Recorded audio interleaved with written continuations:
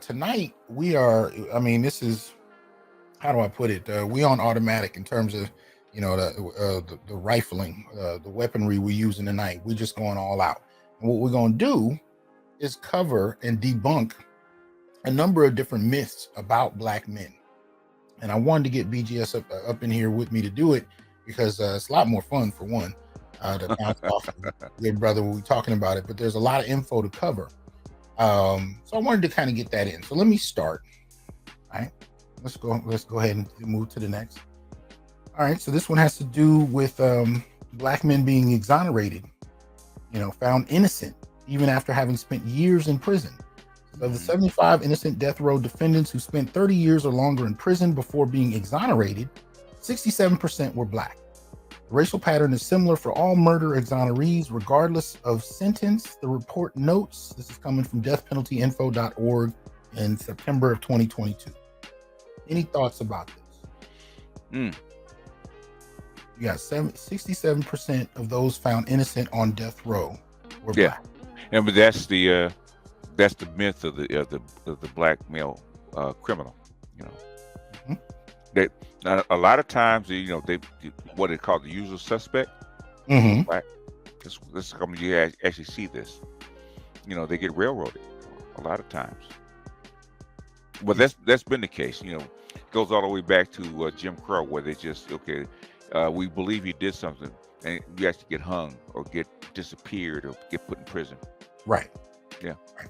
It's easy to accuse Black men, one, because when you talk about media, when you talk about stereotypes and the degree to which media has helped to shape and make those stereotypes a reality for people, the idea that Black men are murderers, it just comes across as, easy. It goes like bacon and eggs. Peanut butter and jelly. It just goes together in people's minds. But as we've had DNA technology, develop, one of the things we find is that more and more Black men are found innocent. And this is not something that people are, for the most part, aware of in many instances.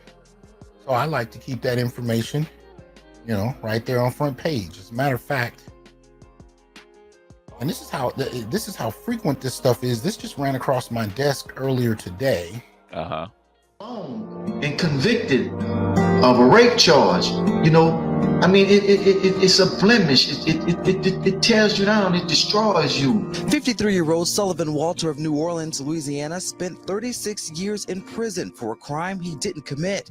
When he was only 17 years old, he was accused of raping a woman and threatening her 8-year-old son. Even though the woman didn't get a good look at the rapist, Walter was accused. One of the officers, an officer at the NOPD, saw a composite drawing and said, "Hey, that looks like Sullivan Walter. Let's see if he fits as a suspect of a rape case." And then it was, I think, an inadvertent misidentification by the victim of the rape. During the trial, an expert testified about semen left behind. It didn't match Walter's, yet he was still sentenced to 39 years in prison. The Innocence Project was able to get the DNA evidence re-examined, clearing the way for Walter's exoneration.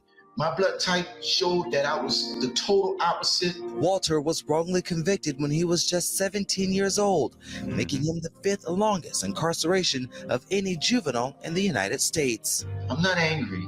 I'm not looking for anyone to be punished, but I would like for what is broken to be fixed. All right. Any thoughts about that, brother? How many times do we actually hear this? There's so many. It happens so often, and it happens so much that it's just common. So every seems like every year you actually hear something like this, where guys been in for 20 years, 30 years, 40 years for something that he didn't do. And basically, Black youth are actually most vulnerable. We're actually disposable. So they need to clear their books. Go get a Black guy. Go get a Black kid. Put him on trial.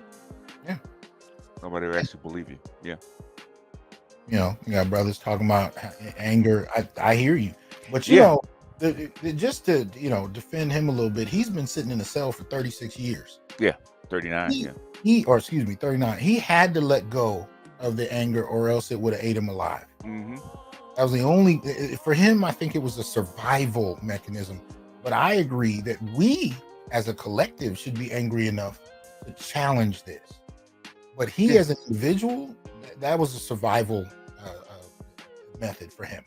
Yeah, you're the sacrificial lamb for the whole culture, the whole country. Indeed. You know, and just on another tip, when's the last time you saw a brother wearing an afro? I mean, he has been he's been in there a while. Yeah, he's been in there a while, man. But you know, and I'm actually not being flippant. I'm serious. He's so disconnected in a certain respect, but that's the reality, right? So I just wanted to kind of again put that there. Just like the story you did, I think last week, right, about the guy dying from cancer who's getting out. I'm just so happy to get out of prison. It didn't matter that he was dying. Didn't matter that he was even dying. Mm-hmm. Right?